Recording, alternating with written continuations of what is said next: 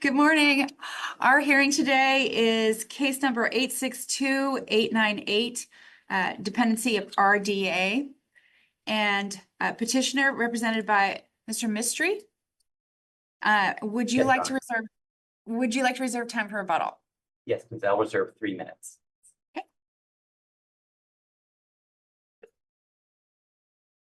Okay, go ahead when you're ready. Thank you, Your Honor.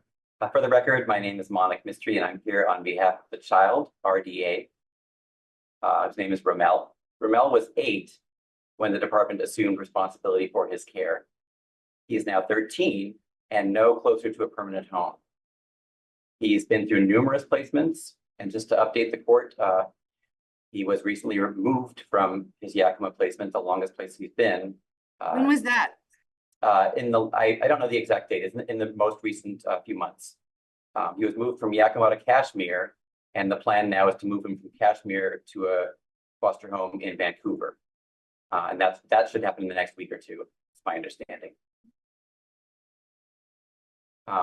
There are really 3 legal issues, pure legal issues, that need to be decided by this court. And for that reason, we think it would be appropriate to grant review and refer the matter to a panel for a published decision.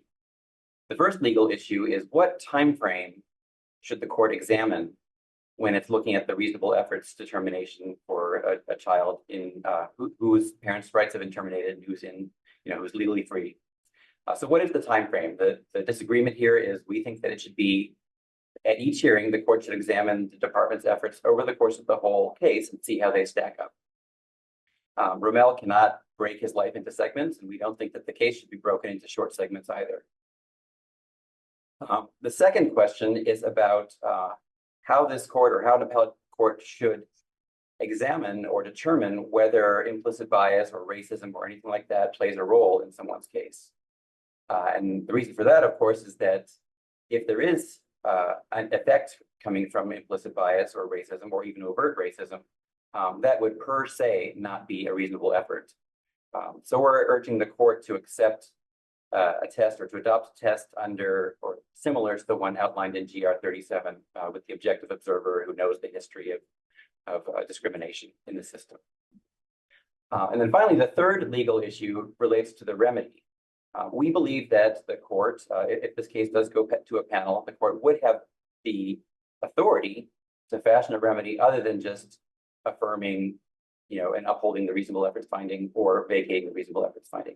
We think the court can do something that will actually make a difference in Rommel's life, in addition to whatever funding outcome might come from a reasonable efforts denial that there's reasonable efforts.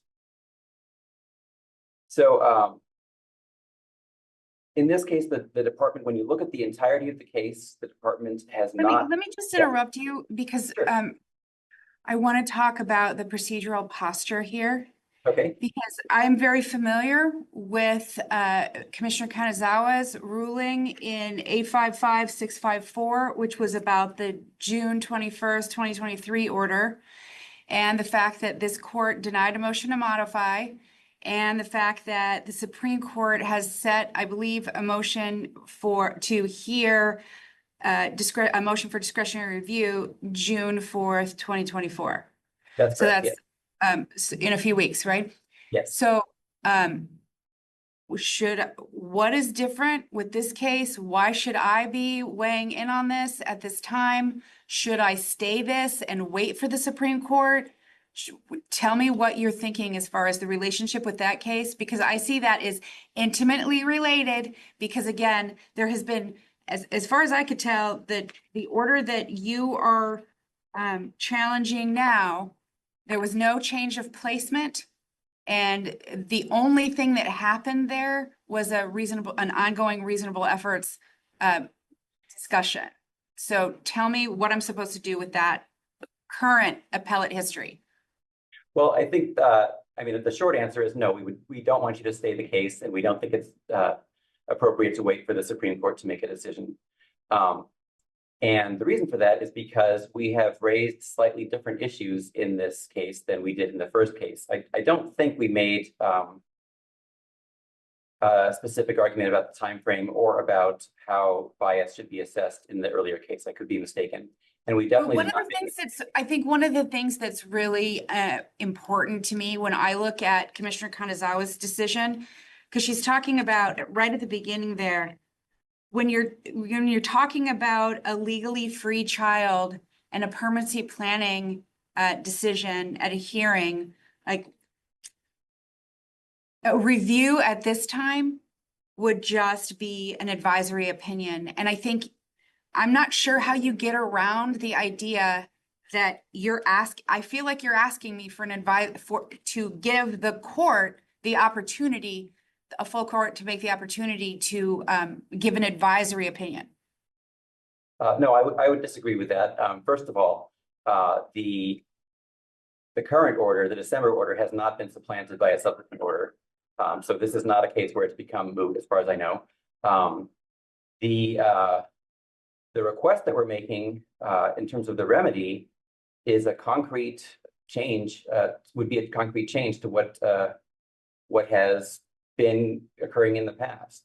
So it's not merely advisory, it's you know, an actual concrete remedy that we're requesting. So I think that Isn't it the case, am I not correct? This is this, and I believe it was called out in your briefing that the commissioner who entered this December order is the same commissioner who's been assigned for all this time, yes, like since 2021. yes. And I don't get the impression that the commissioner is starting with a blank slate every time. I understand what you're saying. You want an examination, a re-examination of reasonable efforts over the whole case. I understand that that's what you're saying. But I just feel my impression is that's kind of a subtle difference in a case like this. Any thoughts on that? That highlights an additional problem here, which is that the court did not make adequate findings. If you look at the court's findings, it's a checkbox finding that says reasonable efforts, check, have been made. Did counsel request particular findings at the hearing, before the No, hearing or at the hearing? I don't think so, but counsel did argue the timeframe issue. So that the court had the opportunity and the department had the opportunity as the prevailing party to prepare findings that would reflect and support the court's conclusion. Okay. All right, I will reserve the remainder of my time.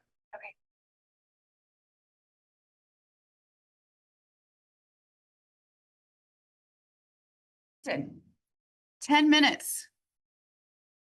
Great, thank you. May it please the court, my name is Sarah Clifton, Assistant Attorney General, appearing on behalf of the respondent, the Department of Children, Youth, and Families. RDA is seeking review of the Juvenile Court's December 2023 reasonable efforts finding, and that was at a permanency planning hearing. He is not challenging his placement. He is not asking to be placed with his uncle, and he wants to be adopted by his caregivers. RDA's family, specifically his uncle, supports this plan, and his uncle is not seeking placement. We're asking the court to deny the motion for discretionary review as RAP 2.3B1 and 3 have not been met. The standard for discretionary review is high. Our state strongly disfavors interlocutory review, and it's only available under rare instances, and this is not one of those instances.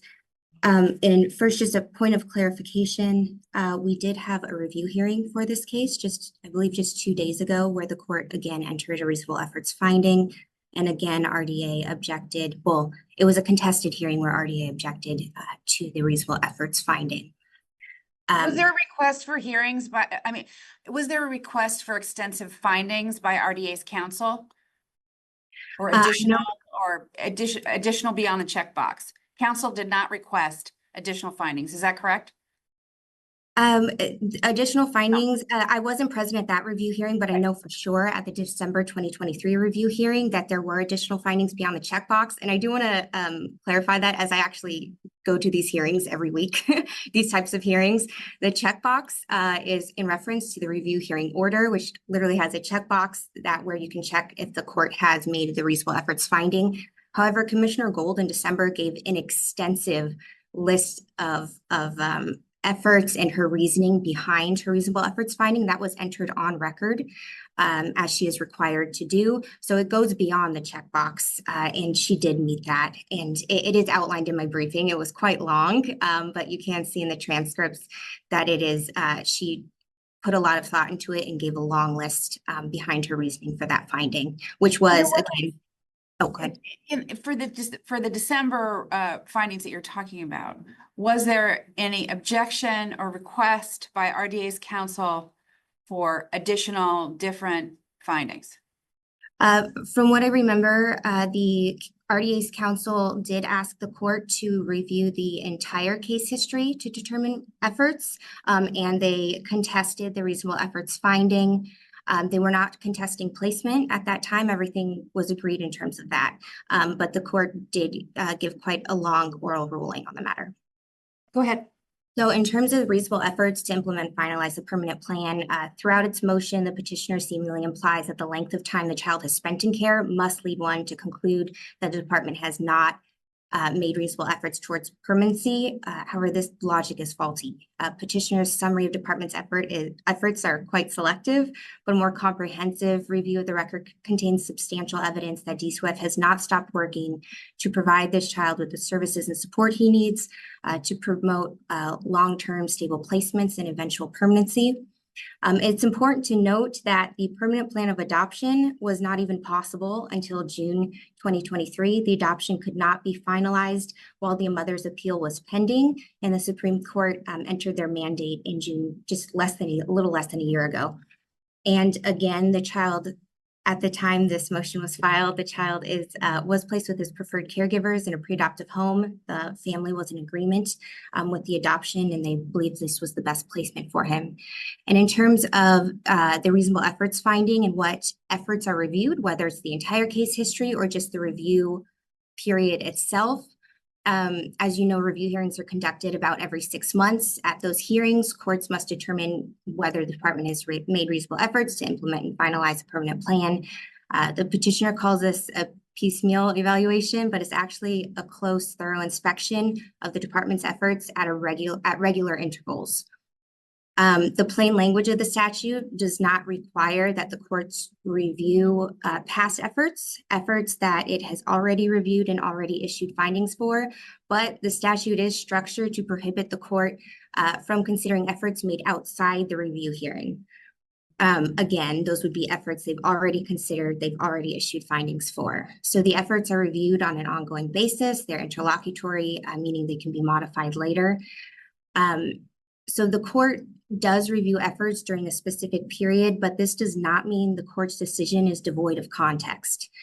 The petitioner claims that the problems in this case are not obvious unless the court can see the entire trajectory of a child's life and care. But during the review hearing, the court is well aware of the problems in the case and the circumstances of each case. The court knows when a child came into care, the court knows the placement history, the court knows the reasoning or the circumstances that led to the child's time in care. It knows barriers to permanency, the child's So let me interrupt you. I'm concerned about mootness, and I'm concerned about the questions regarding implicit bias. So can you address those two things? I think I understand the factual background, et cetera. Okay. But could you address those two ideas for me? In terms of mootness, I did not necessarily include that argument into the briefing because we did not have another review hearing, but we had a review hearing just a few days ago, and the court made another reasonable efforts finding. And again, the petitioner or RDA is able to challenge this finding at every single review hearing. So they can do that on a 6-month basis. It's reviewed every 6 months. They can also bring separate motions or have interim review hearings to address that. So it does appear to be moot. However, the petitioner is raising specific arguments regarding which efforts can be considered and then racial bias. So the objective observer test, that's GR 37, it's called jury selection. Obviously that does not apply to this type of case, but even if the court were to apply an objective observer type of test, there is really no evidence of racial bias in this case. So instead of looking at it from that perspective, what I'm thinking about is why should the Court of Appeals consider that question right now, right? I mean, like based on this order in this case, I believe RDA is arguing that the Court of Appeals should consider and fashion and apply a test regarding implicit bias in this kind of case. What I really want to know now from the parties is that, so in the Supreme Court talked about these ideas in KW. Why should this case right now be addressed on this order in these circumstances? Why should the Court of Appeals right now wade into the same kind of a question in RDA? And do you have a response to that? I'm clear that that is what the petitioner is asking for. Yes, and RDA is actually quite different from KW. I would argue that the Court of Appeals does not need to consider this type of question or fashion a test for this particular case. The courts are already well aware of implicit bias in our systems, in our court systems, that has been addressed through legislation. It's been addressed through studies that the petitioner actually cites in his brief. So the department itself is aware, the court is aware. It's actually evidenced in the court record that the department, both the department and the court have been cognizant of this issue, and they have been proactive and sensitive to the child's racial and cultural needs. I can go on more about that if you'd like, but I don't think it's necessary in this case. It's different from KW. The biggest difference being that RDA is not challenging his placement. And another difference. What I'm asking though is, does KW from the Supreme Court provide the trial court with sufficient direction on how to evaluate the department's efforts from the lens of implicit bias? I certainly think it does. It's very relevant in our cases now, and it's discussed often. KW does acknowledge the roles of courts in taking an independent review of the record, as well as the obligation on all parties in the child welfare system to be vigilant in preventing bias from interfering in decision making. So with KW, the courts have had guidance, and it's also applied to the department workers as well, and is incorporated within rulings, and you can see that even within recent legislation like HB 1227, for instance, which heavily pushes towards relative placement, these restrictions on parents, and really trying to preserve that family unit, which obviously applies to children of color. So I don't think. Again, those cases are quite different. Another difference being that in KW, there was a relative seeking placement and readily available to be placement.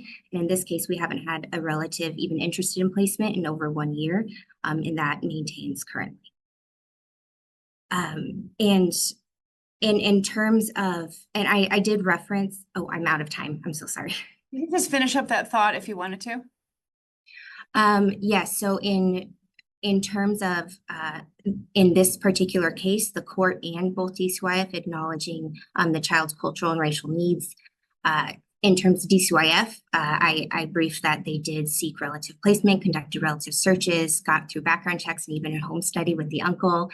They attempted to maintain and really advocate for his relationship with his uncle and preserving those family ties. They attempted placement in a culturally appropriate pre-adoptive home in Tacoma, and then again, placement at My Brother's Keeper, the group home. And then the court itself actually acknowledged the child's racial and cultural needs. That was in March 2023 order, where it ordered the department to prioritize local culturally appropriate placement that can meet the child's needs. And that was in response to a motion that the youth actually brought. So this has been on the department's radar and the court's radar. And they have been working to mitigate the effects of the system. Okay. Thank you. And I'm going to give you an extra minute, Mr. Mystery, but I do want to focus your argument a little bit. If I am looking at this as a technically moot case, specifically because this is a legally free child, this is a reasonable efforts determination, which is the thing that you were challenging. And another review hearing has since occurred a couple of days ago. So if I view this as a technically moot case, why does the Court of Appeals need to weigh in on these questions at this point, why isn't KW enough? Why doesn't that give the courts sufficient guidance on how to deal with a case involving the potential for implicit bias? So if you'd address some of those things, that would be helpful. Thank you. Sure, absolutely. So first of all, with regard to KW, I don't think the KW court specifically gave any kind of test for examining or evaluating why or when a case should be considered infected by that kind of bias. I think this case gives the perfect setup for that because, as I mentioned, Rommel fits all of the, or many of the things that are wrong with the system in terms of, the numerous foster placements, the time spent in care, never being with a relative, so forth. So KW talked about racism, but did not fashion a test or specifically indicate how to deal with that. With regard to mootness and how that affects this case, if the case is moot, and it sounds like it may be, then this would be an issue of continuing a substantial public interest. And we haven't had a chance to brief that, obviously. But as I mentioned, these are three legal issues. They are issues that could potentially apply in many, many cases. The time frame certainly would show up in any case involving a legally free child or even, even a child that's not legally free. And the issue of bias and racism certainly is prevalent enough that although it may not show up in every case, it's certainly something that is of great concern and needs to be addressed.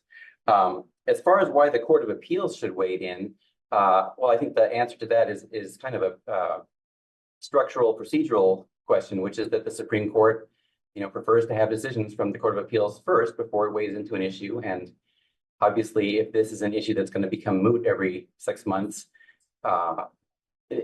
review is appropriate so we can have that kind of Court of Appeals decision before it goes up. Let me be candid with you. I don't see obvious error here, number one. Because I think your obvious error argument is dependent on a lot of things and a particular view of a lot of things. Whereas when I read the statutes and I read cases about dependency and I look at the trial court's authority and I look at what the trial court did here, I have a problem perceiving obvious error. And as far as the criterion under 2.3b3, the trial court had a hearing, considered the position of the parties in front of it, and made a ruling that appears consistent with its statutory discretion and obligations. So I have trouble applying it there. I understand what you're saying about addressing implicit bias, but I have to be able to fit that in under RAP 2.3b for the Court of Appeals. I mean, Sure. The Supreme Court has a different test, but my test, I'm concerned about how I have enough to say that either of those tests are met. Sure. First, with regard to the latter point, 2.3b3, we're not saying that the judge departed from the usual and accepted course of proceedings. We're saying the judge sanctioned the department's departure from the usual and accepted course. Yes, So but the judge failed to understand or acknowledge or do something about the department's bias. Right. And then as regard to the obvious error issue, if I am correct about the statute and the scope of the inquiry on the statute, then that means the statute has meant that all along, right? Because once it's interpreted a certain way, that means that's been the meaning of the statute all along. And so any violation of that, if it's a clear violation, then it amounts to obvious error, even if at the time it was made, it was not, necessarily obvious to anyone. So that's our argument with regard to that. We'd ask the court to accept review, and as I said, to pass the case to a panel for a published decision. Thank you. Thank you both very much for your arguments. They were helpful, and I will issue a written ruling. That concludes our hearing. Thank you. Thanks, Your Honor.